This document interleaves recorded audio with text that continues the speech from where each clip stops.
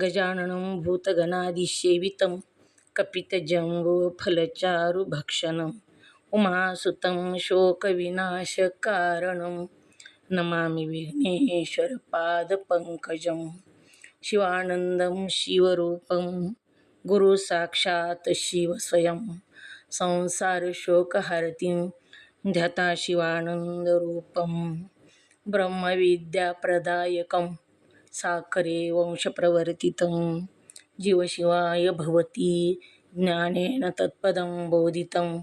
जय मंगलम जय नमः पार्वतीपते शिव हर हर महादेव।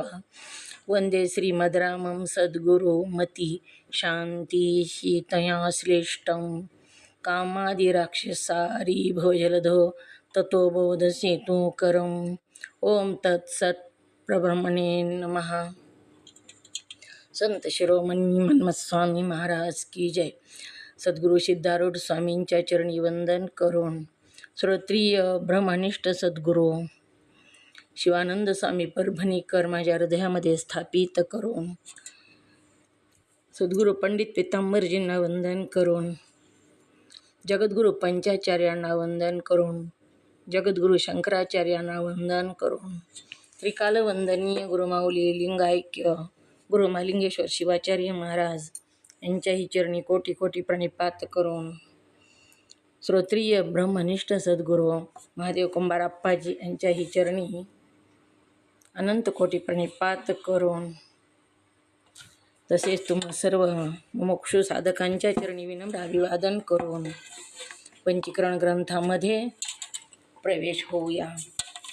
पंचीकरण ग्रंथाचं पान नंबर 150 काढा। काल आपण बघितलं आनंद स्वरूप आत्मा कसा। धन प्रथम माणसाला काय प्रिय आहे तर धन प्रिय आहे।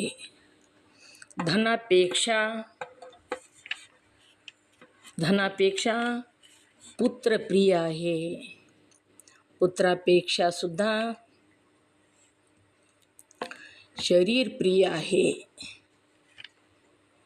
पुत्रापेक्षा देह प्रिय आहे। देहापेक्षा इंद्रिय प्रिय आहेत। इंद्रियापेक्षा सुद्धा जीव प्रिय आहे आणि जीवापेक्षा आत्मा प्रिय आहे।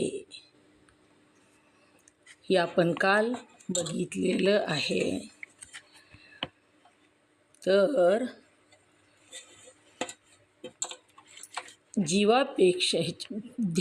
जीवापेक्षा आत्मा प्रिय आहे। सांगता येईल का कुणाला क्रम ह्याचा? ओम नमः शिवाय। धनापेक्षा काय प्रिय? धनापेक्षा ओम नमः शिवाय। बोला लक्ष्मीताई क्रमान। हां धनापेक्षा पुत्र प्रिय आहे। पुत्रापेक्षा देह प्रिय आहे आणि देहापेक्षा आत्मा प्रिय आहे। इंद्रिय प्रिय आहे आणि इंद्रियापेक्षा आत्मा प्रिय आहे।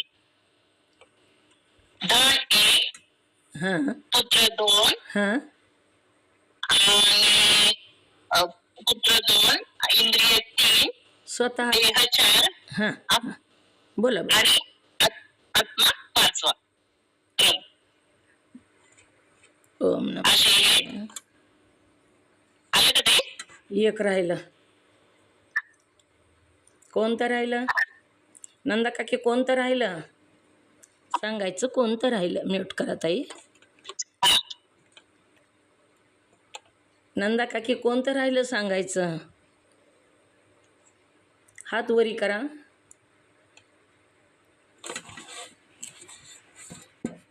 धन प्रिय आहे। धनापेक्षा पुत्र प्रिय आहे 2। पुत्रापेक्षा स्वतःचा ध्येय प्रिय आहे 3। स्वतःच्या ध्येयापेक्षा इंद्रिय प्रिय आहे 4। इंद्रियापेक्षा जीव प्रिय आहे 5 आणि जीवापेक्षा आत्मा प्रिय आहे 6 औषधकानं सांगितलं। जर देहाला त्रास होऊ लागला एखादा मोठा आजार झाला आणि खूप त्रास होऊ लागला देहाला, त्या वेदना सहन होईना झाल्या तर आपण काय म्हणतो, ह्यातून माझी सुटका झाली तर बरे, माझा जीव गेला तर बरे, माझा जीव निघून जावा. म्हणून जीव प्रिय आहे आणि जीवापेक्षा सुद्धा आनंद स्वरूप आत्मा प्रिय आहे. जीव कशाला म्हणावं? हात वरी करा. जीव आत्मा ही कळायला पाहिजे. जीव कशाला म्हणावं?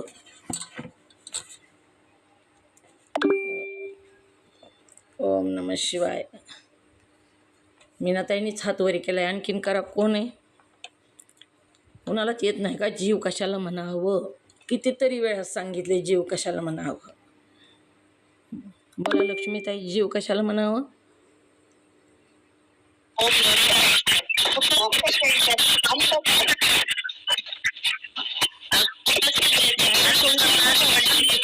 नमः. तिघींनी म्यूट उघडले. तीन जणी म्यूट उघडले. ओम नमः शिवाय. ओम नमः शिवाय. डायरेक्ट तिघींनी म्यूट उघडले. हात वरी करा म्हणलं ना, काहीच कळालं नाही कोण काय म्हणलं ते. बोला लक्ष्मीताई, हात वरी केलेलाच विचारणार आहे, कोणालाही नाही. विचारा. बोला लक्ष्मीताई. जीव हां कुटस्थ चैतन्य अंतकरण, अंतकरणात पडलेले प्रतिबिंब त्याला जीव असे म्हणावे. कशाचं पडलं प्रतिबिंब? कुटस्थ चैतन्याचं. नंबर 1 कुटस्थ चैतन्य. नंबर 2 हां बोला. अंतकरण. हां. नंबर 3 आणि पुढचं लक्षात येणं होते. कुटस्थ चैतन्याचं अंतःकरणात पडलेलं प्रतिबिंब.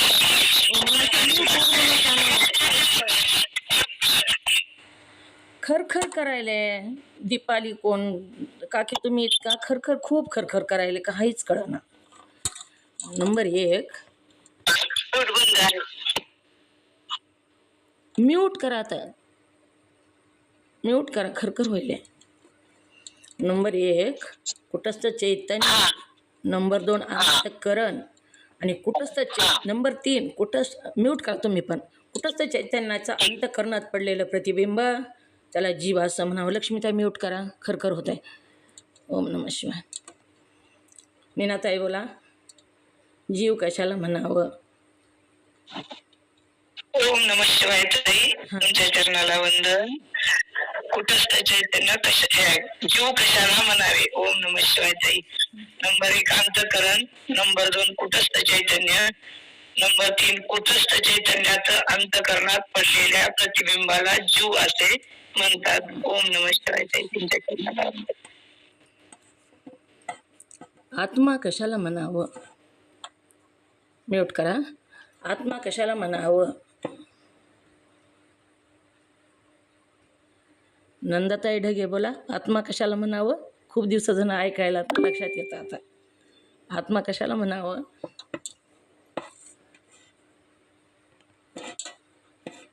नंदाताई पाटील बोला, आत्मा कशाला म्हणावं?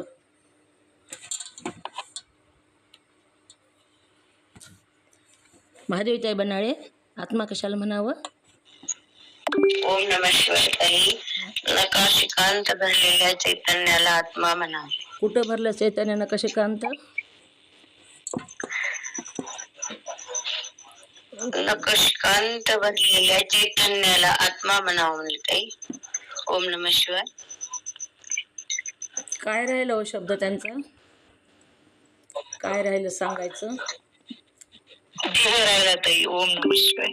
हां नकाशिकांत देहामध्ये का ताई?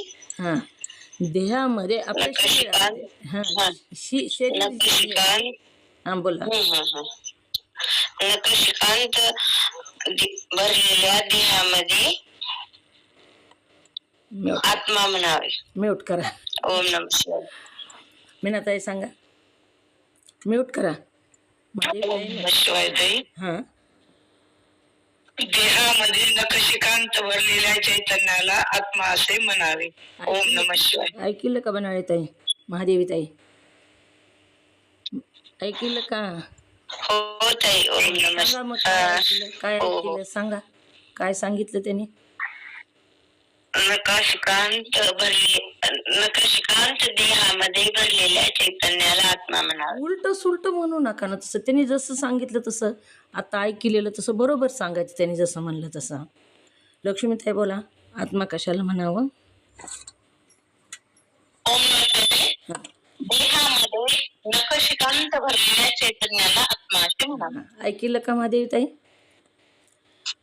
ऐकलं का? देहामध्ये भरलेल्या चैतन्याला आत्मा म्हणावे. ओम नमः शिवाय. कसं करावं आता? म्यूट करा,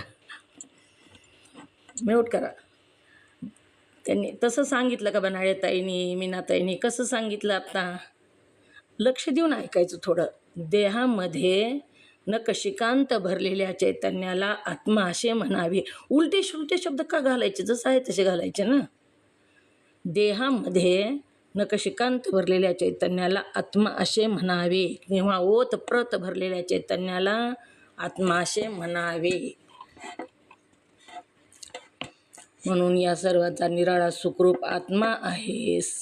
आत्मा कसा आहे? सुखरूप आनंदरूप असा आत्मा तू आहेस असं सद्गुरू सांगत आहेत. यज्ञवल्क्य मुनींनी आपली बायको जी मैत्रेयी, तिला बृहदारण्य उपनिषदाच्या मैत्रेयी ब्रह्यानात याचप्रमाणे उपदेश केलेला आहे. कोणता उपदेश केला? तर ह्या सगळ्यापेक्षा मी वेगळा आहे. आत्मज्ञान दिलेलं आहे. मी प्राणाहून, इंद्रियाहून, मुलाहून, सगळ्याहून मी निराळा आत्मा आहे. असा देह, इंद्रिय आणि प्राण या सर्वाहून निराळा असणारा सुखरूप आत्मा आहे असा उपदेश कुणी केला? यज्ञवल्क्य मुनींनी. कुणाला केला? तर आपल्या पत्नीला म्हणजे बायकोला. कोण होती त्यांची बायको? तर मैत्रेयी, हिला उपदेश केलेला आहे. ही देह कशाला म्हणावं? ओम नमः शिवाय. देह कशाला म्हणावं? महादेवीताई येतंय का देह कशाला म्हणावं? हात खाली करा. येत नसेल तर बनाळे ताई, महादेवीताई बनाळे हात खाली करा. येत नसेल तर. येत असेल तर म्यूट उघडून सांगा देह कशाला म्हणावे. मी सांगू तुम्ही? हो सांगा. हात वरी करायचं शिका तुम्ही. हात वरी करायचं शिका. हा, माझ्या हातात फोन होता. हां सांगा. हो, हो. पाहुणे आलेले होते. हां थोडं अलीकडे येऊन म्हणाले. हां जो जाळ्या जातो ते पाहतो. हां जाळ्या जातो, पुरल्या जातो, त्याला काय म्हणावं? देह म्हणावं. म्यूट करा. स्थूल देह कशाला म्हणावं? स्थूल देह कशाला म्हणावं? हात वरी करा.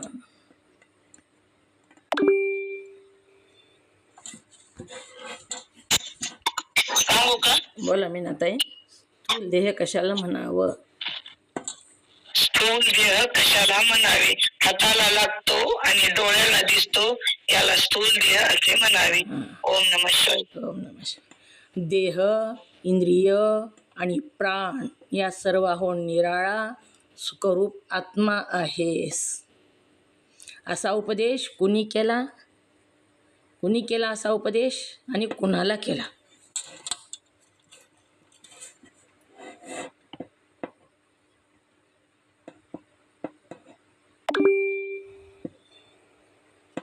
सांगा मीनाताई.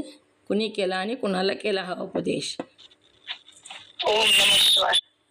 याज्ञवल्क्य मुनीने आपल्या बायकोला केला असा उपदेश केला. काय नाव बायकोचं त्यांच्या?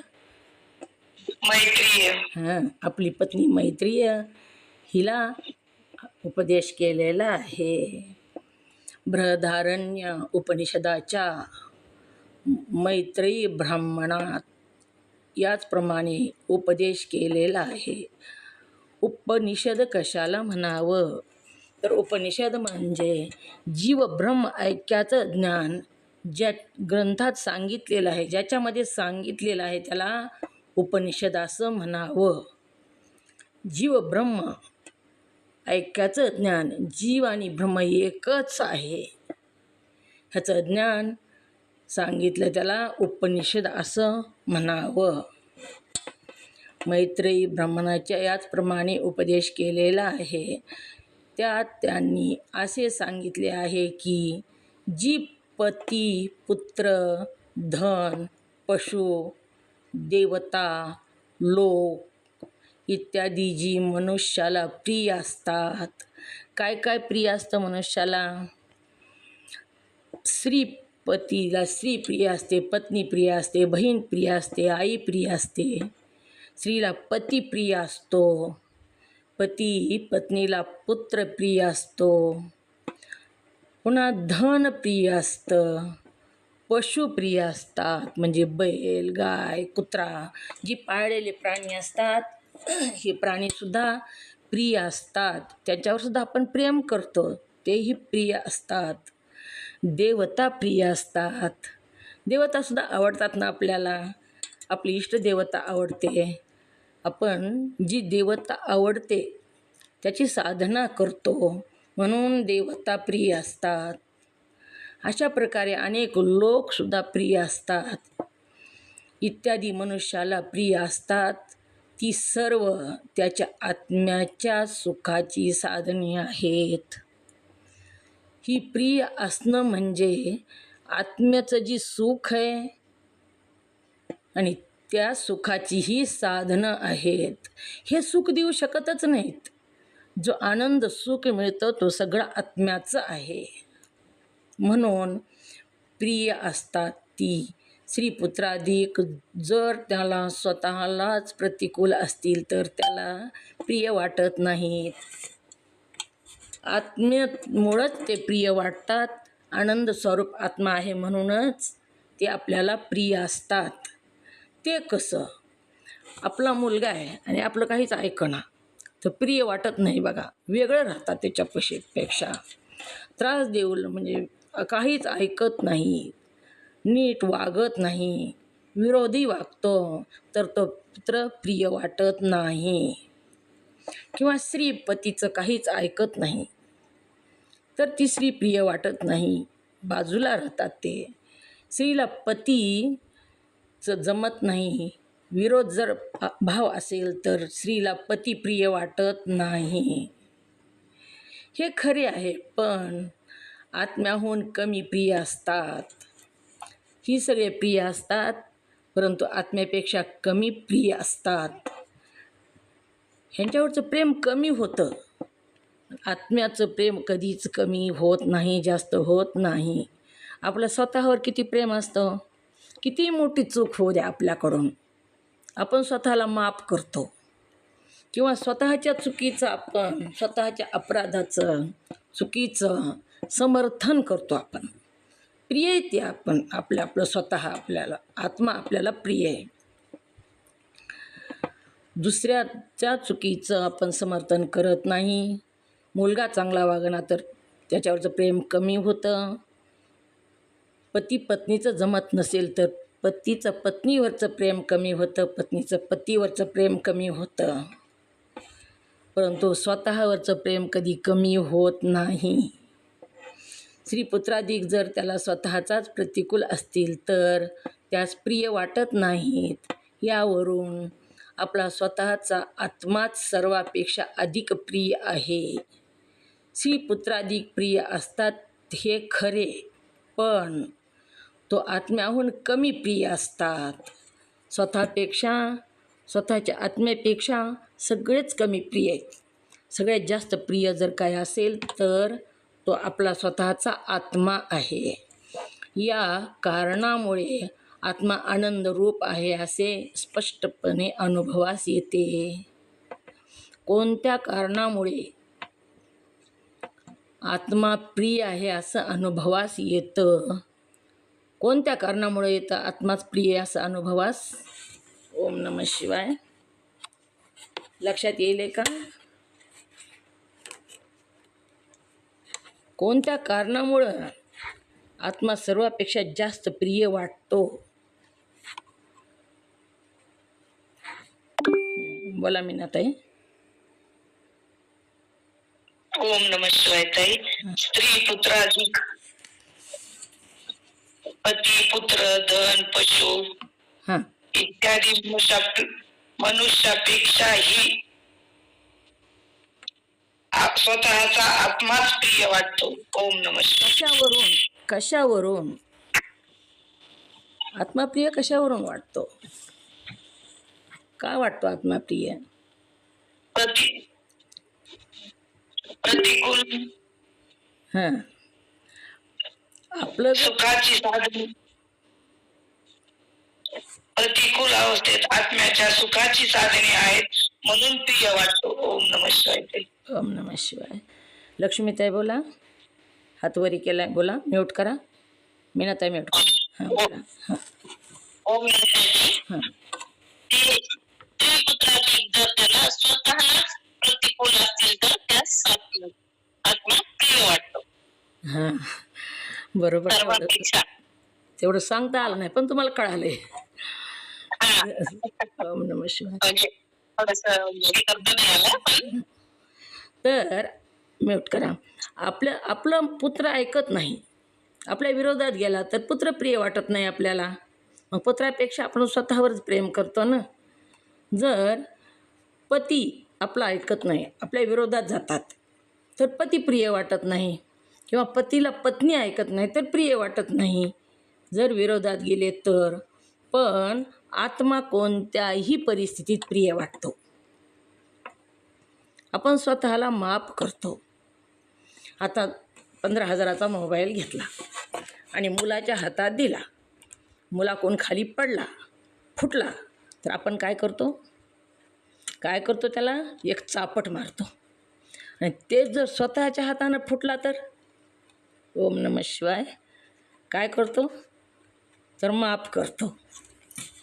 स्वतःचा आत्मा माफ करतो स्वतःला. ओम नमः. स्वतःच प्रिय आत्मा, सर्वापेक्षा आत्मा प्रिय आहे. तर असा उपदेश कुणी केला? यज्ञवल्क्य मुनींनी आपली पत्नी मैत्रेयी हिला केलेला आहे.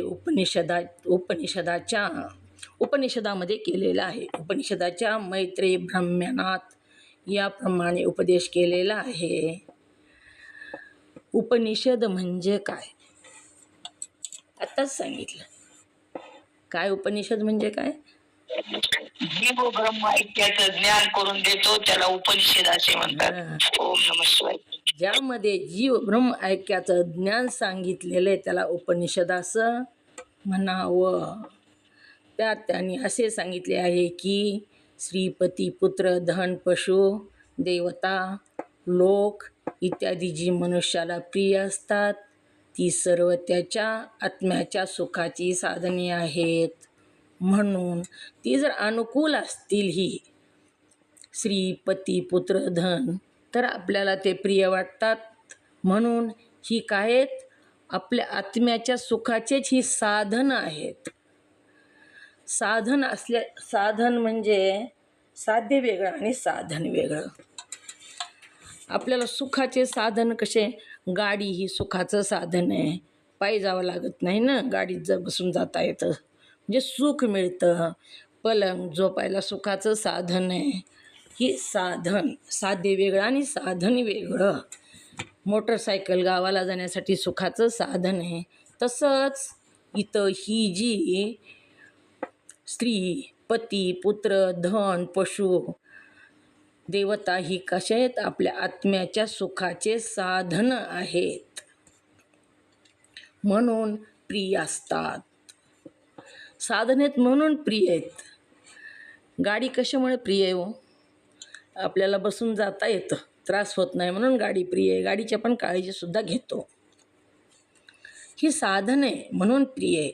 तसेच आत्म्याच्या सुखाचे हे साधन आहेत म्हणून प्रिय असतात. तिसरी पुत्राधिक जर त्याला स्वतःलाच प्रतिकूल असतील तर त्यास प्रिय वाटत नाहीत. यावरून आपला स्वतःचा आत्माच सर्वापेक्षा अधिक प्रिय आहे. स्त्री पुत्राधिक प्रिय असतात हे खरे, पण ती आत्म्याहून कमी प्रिय असतात. या कारणामुळे आत्मा आनंदरूप आहे असे स्पष्टपणे अनुभवास येते. किती कारणं सांगितले? या कारणामुळे आनंदरूप आत्मा आहे असे अनुभवाला येते. कोणत्या कारणामुळे आनंदरूप आत्मा आहे असे अनुभवाला येते? कोणतं कारण सांगितले इथं? ओम नमः शिवाय. कोणत्या कारणामुळे आत्मा आनंदरूप आहे असं अनुभवाला येतं?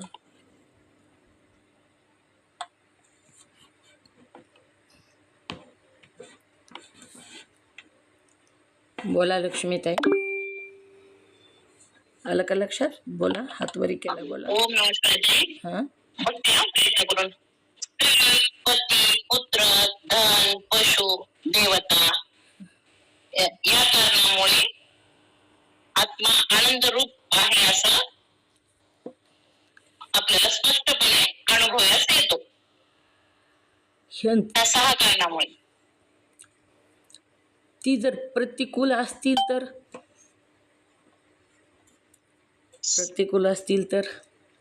ही साधने आहेत की नाही आत्म्याचे. प्रतिकूल असतील तर अनुभवास येत नाही. ती अनुकूल असतील तरच अनुभवाला येतं.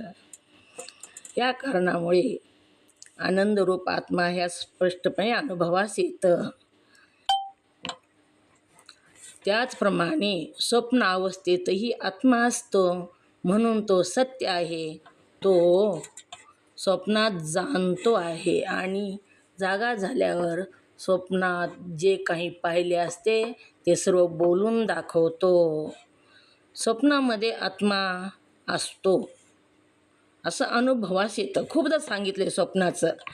स्वप्नामध्ये आत्मा असतो म्हणून ते सत्य आहे. तो स्वप्नात जाणतो. स्वप्नात आत्मा असतो हे कशावरून सिद्ध होतं? स्वप्नात आत्मा असतो का? स्वप्न जेव्हा पडतं तेव्हा तिथं आत्मा असतो का? ओम नमः शिवाय. असतोच तो आत्मा.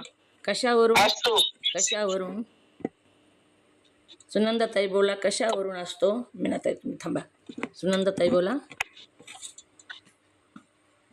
स्वप्नामध्ये आत्मा असतो हे कशावरून सिद्ध करायचं आहे? असतो का नसतो स्वप्नात? सुनंदाताई पाटील बोला. आता बोललात, बोला. स्वप्नामध्ये आत्मा असतो ही कशावरून? तर स्वप्नामध्ये आत्मा कसा आहे? चैतन्य, अलुप्त प्रकाश आहे आत्मा. आणि स्वप्नामध्ये जो प्रकाश असतो, कुणाच्या प्रकाशानं स्वप्न दिसतं? तर आत्म्याच्या प्रकाशानं स्वप्न दिसतं. तिथं बाहेरचा प्रकाश नसतो. जेव्हा स्वप्न पडतं आपल्याला तेव्हा आपण डोळे झाकलेले असतात. आपण स्वप्न अवस्थेत असतो आणि तिथं लाईट बंद असते आणि तिथं सगळा प्रपंच दिसतो. तो कसा दिसतो? तर आत्म्याच्या प्रकाशानं दिसतो. आणि जाग झाल्यावर काय स्वप्न पडलं होतं ते आपण सांगू शकतो. म्हणून स्वप्नात आत्मा तिथं असतो. जागा झाल्यावर स्वप्नात जे काही पाहिले असते आहे ते सर्व बोलून दाखवतो. आपण काय म्हणतो? माझ्या स्वप्नात आवाज कटायलाय.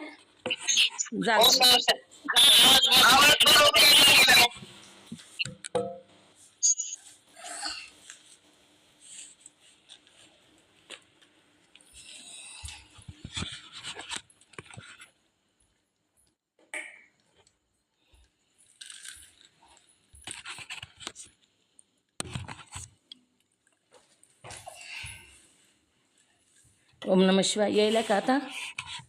रेंज कमी आहे. मगाच म्हणलं होतं रेंज कमी आहे. येतो का नाही की आवाज? यायला का आवाज?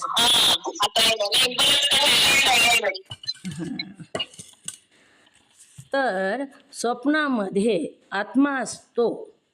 असतो का नसतो आत्मा स्वप्नामध्ये? तर असतो. तर कशावरून? आत्मा कसा आहे? चैतन्य स्वरूप आहे, अलुप्त प्रकाश आहे, सचित आनंद आहे. चित म्हणजे चैतन्य स्वरूप आहे. मग स्वप्न जे बघितलं आपण, स्वप्न जे पडलं, ते कशाच्या प्रकाशानं दिसतं स्वप्नामध्ये? स्वप्नामध्ये वरचा तर कोणता लाईट बंद झालेली असते, डोळे बंद असतात, पण सगळा स्वप्नाचा प्रपंच आपल्याला जशास तसा दिसतो. आवाज यायलाय का? ओम नमः शिवाय. आवाज येतोय का? कशाच्या प्रकाशानं दिसतं स्वप्न जयश्रीताई? ओम नमः शिवाय ताई, तुमच्या चरणाला वंदन. स्वप्नामध्ये आत्मा असतो पण अलुप्त प्रकाशानं दिसतो, अलुप्त प्रकाश. स्वप्नामध्ये जे दिसतं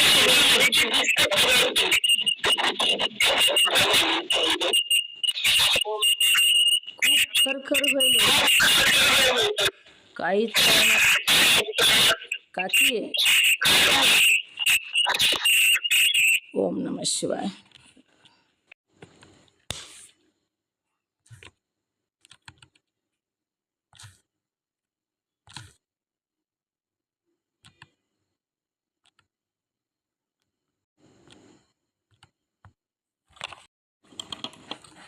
ओम नमः शिवाय. यायला का आवाज? आता डबल आवाज यायला होता. बोला. स्वप्न अवस्थेत आत्मा असतो कशावरून?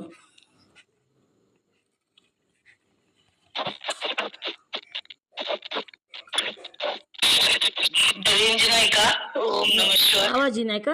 आवाज येत नाही? ओम नमः शिवाय. ओम नमः शिवाय. आवाज येत नाही का?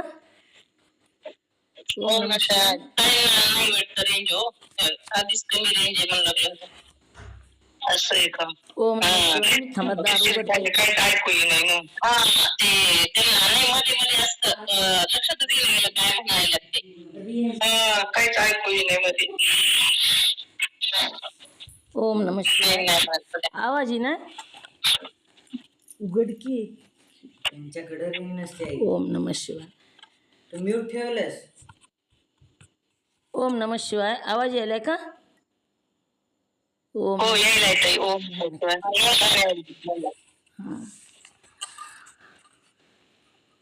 तर स्वप्न अवस्थेत आत्मा असतो कशावरून? बोला, सगळ्यांना कळावं. ओम नमः शिवाय. कशावरून असतो अलकाताई आत्मा स्वप्न अवस्थेत?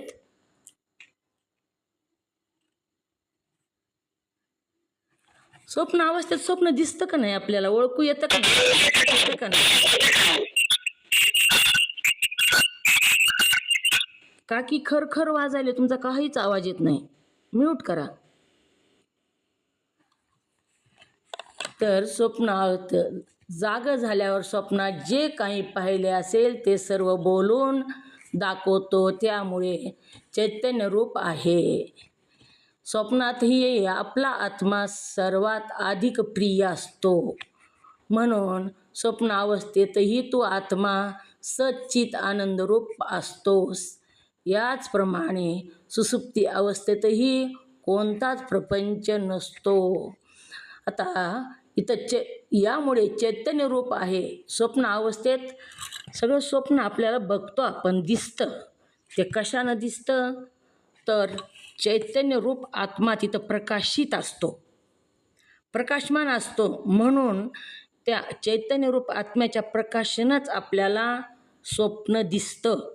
आपण स्वप्न जे बघतो, स्वप्नातला प्रपंच जे बघतो, ते कशाच्या प्रकाशानं बघतो? तर चैतन्य रूप आत्म्याच्या प्रकाशानं बघतो. चैतन्याची व्याख्या, चैतन्य कशाला म्हणावं?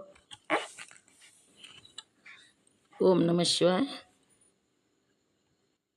चैतन्य कशाला म्हणावं? जयश्रीताई बोला. ओम नमः शिवाय ताई, तुमच्या चरणाला वंदन. जो ज्ञानस्वरूप असतो, सर्व घटपटादी पदार्थाला जाणतो.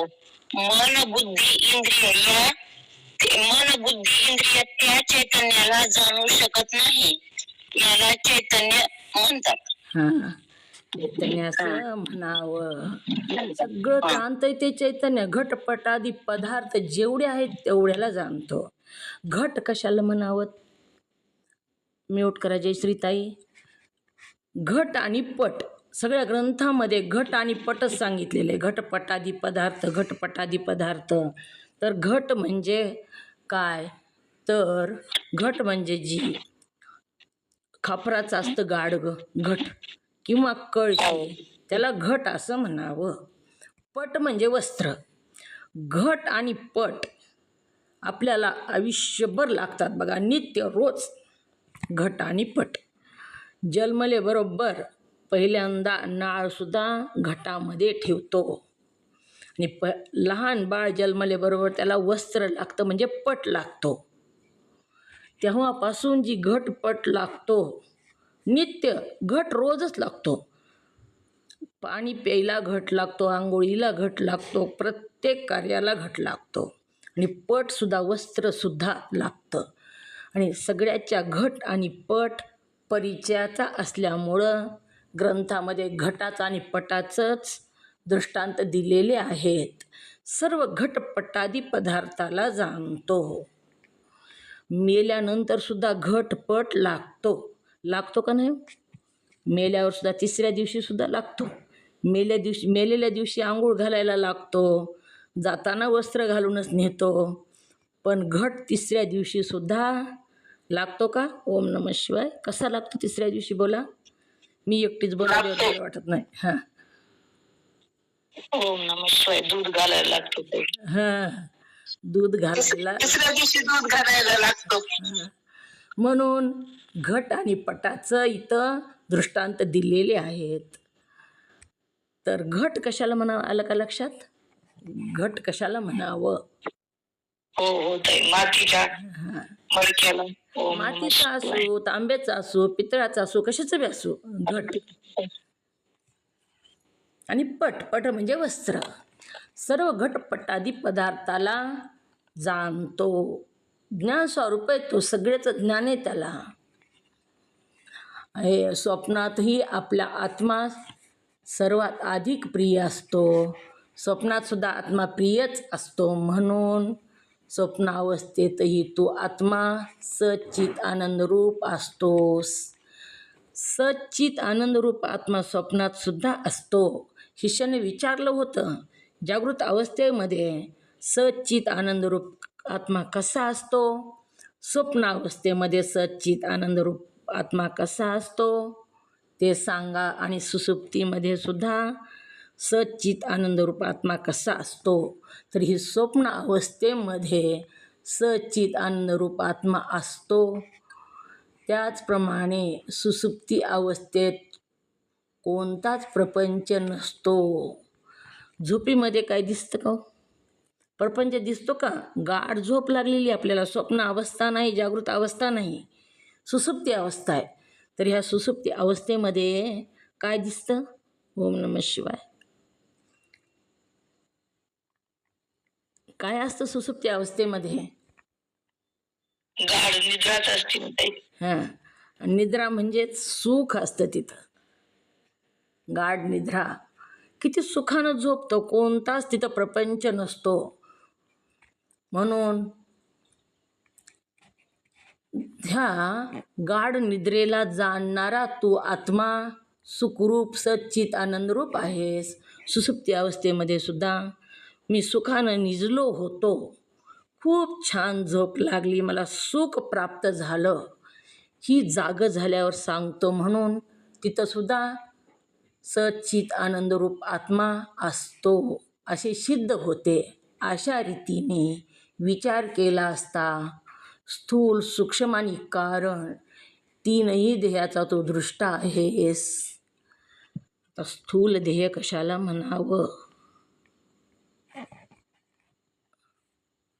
पुन्हा सूक्ष्म देह स्थूल देह कशाला म्हणावं? मीनाताई तुम्ही सांगितले, दुसरे सांगू द्या आता, कुणीतरी दुसरे बोला. सांगू का? हो सांगा. स्थूल देह डोळ्याला दिसतो, हाताला लागतो, त्याला स्थूल देह असे म्हणावे. ध्येय कशाला म्हणावं? ध्येय, नुसतं ध्येय.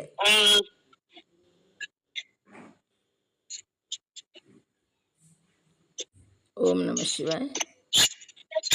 म्यूट करा, नाही तर सांगा. म्यूट करा. ध्येय कशाला म्हणावं? ध्येय येती ती ध्येय, ज्याचं दफन केलं जातं किंवा धन केलं जातं त्याला ध्येय असं म्हणावा. स्थूल ध्येय, सूक्ष्म आणि कारण. सूक्ष्म ध्येय कशाला म्हणावं? जयश्रीताई, सूक्ष्म ध्येय कशाला म्हणावं? ओम नमः शिवाय ताई. जो हाताला लागत नाही, डोळ्याला दिसत नाही, त्याला सूक्ष्म देह असे म्हणावे. ओम नमः शिवाय. सूक्ष्म देह हातालाही लागत नाही आणि डोळ्यालाही दिसत नाही. आणि कारण देह कशाला म्हणावं? कारण देह,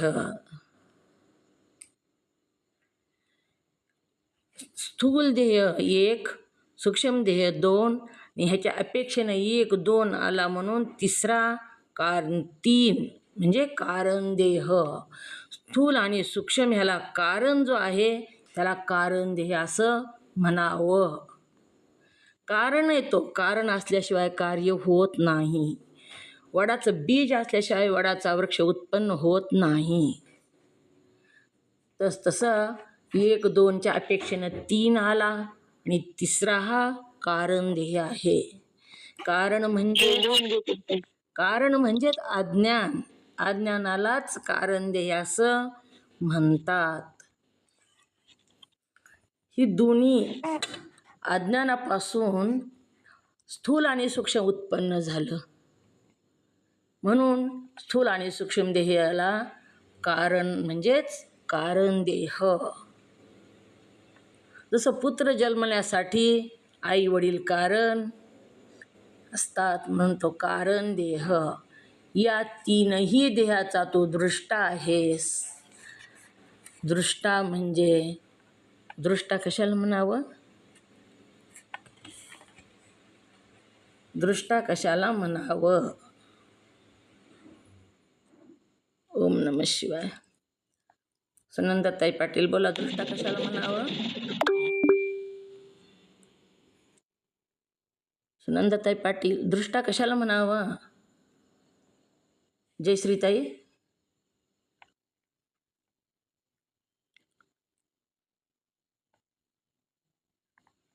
जयश्रीताई, दृष्टा कशाला म्हणावं? आवाज येतोय का? ओम नमः शिवाय. जो दृश्याहून भिन्न राहून दृश्याला जाणतो पाहतो त्याला दृष्टा असे म्हणावे. दृष्टा आहेस. जागृत, स्वप्न आणि सुसुप्ती या तीनही अवस्थेचा तू साक्षी आहेस. जागृत, स्वप्न आणि सुसुप्ती तीनही अवस्थेचा तू काय आहेस? साक्षी आहेस. अन्नमय, प्राणमय, मनोमय, विज्ञानमय आणि आनंदमय या पाचही कोशाहून तू निराळा, तू आत्मा सच्चित आनंद रूप आहेस असे ठरते. यासाठी बाशिष्या, या ज्ञानानेच तुला मोक्ष मिळेल या संशयच नाही. आत्म्याचं ज्ञानानेच तुला मोक्ष मिळेल याच्यात संशयच नाही असं सांगू लागलेले आहेत. आत्म्यापर्यंत आपल्याला जायचं असेल तर खोल जावं लागतं, म्हणजे तिथपर्यंत जाता येतं. आणि त्यासाठी काय लागतं तर सद्गुरू. गुरु आणि सद्गुरू वेगवेगळे असतात. सद्गुरू लागतात. सद्गुरू कुणाला म्हणावं? ओम नमः शिवाय. सद्गुरू कुणाला म्हणावं? सद्गुरूचे लक्षणं काय? सुनीता, सद्गुरू कुणाला म्हणावं? ओम नमः शिवाय. जे सत्य वस्तूचं ज्ञान करून देतात त्यांना सद्गुरू असे म्हणावे. गुरु कोणाला म्हणावं? ते भौतिक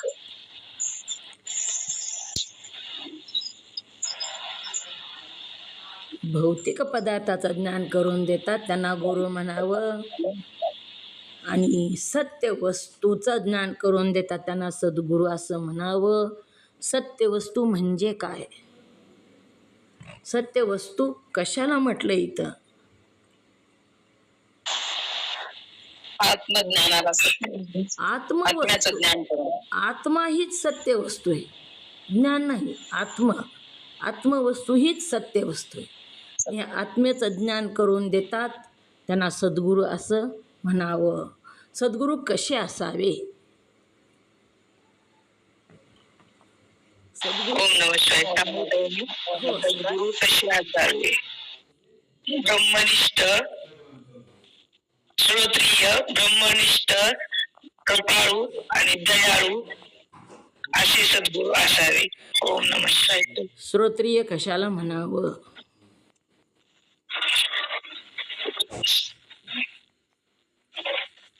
श्रोत्रिय कशाला म्हणावे? जे वेदांताचा ज्ञान देतात त्याला श्रोत्रिय असे म्हणावे. ओम नमः शिवाय. ओम नमः शिवाय. सुनीता भाऊ, श्रोत्रिय कशाला म्हणावे? म्यूट करत आहे. वेद पठण करतात त्याचं ज्ञान देतात त्यांना श्रोत्रिय असे म्हणावे.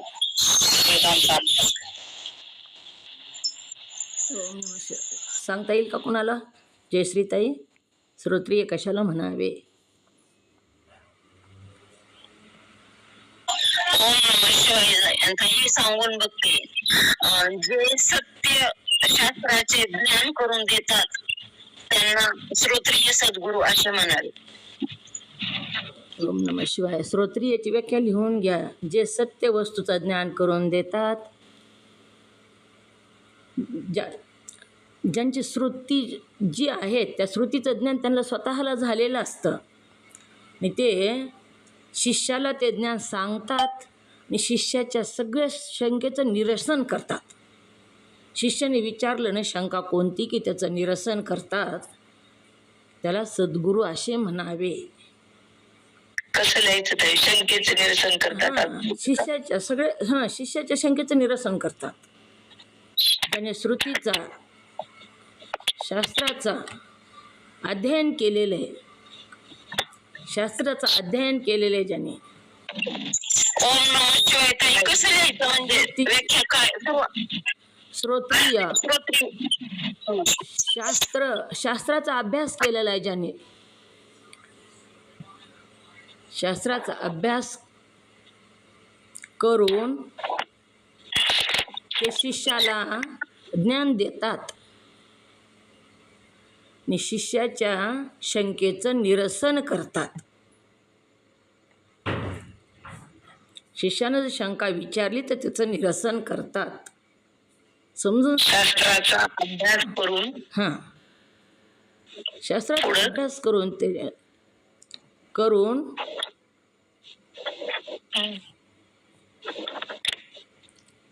ते शिष्याला सांगतात. सत्यज्ञान शिष्याला देतात आणि शिष्याच्या शंकेचं निरसन करतात.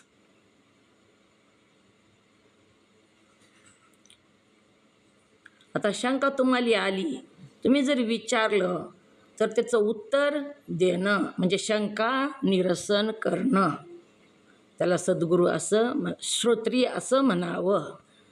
ब्रह्मनिष्ठ, ब्रह्मावर अत्यंत ज्याची निष्ठा आहे त्याला ब्रह्मनिष्ठ असं म्हणावं. दयाळू, दयाळू म्हणजे जन्ममरणाच्या ह्या तडाख्यातून बाहेर काढतात. जन्ममरणाच्या ह्या 84 लक्ष योनीमध्ये हा जीव या प्रवाहामध्ये वाहत चाललेला आहे, ह्याला बाहेर काढतात. त्याला दयाळू असं म्हणावं. आपला वेळ झालेला आहे.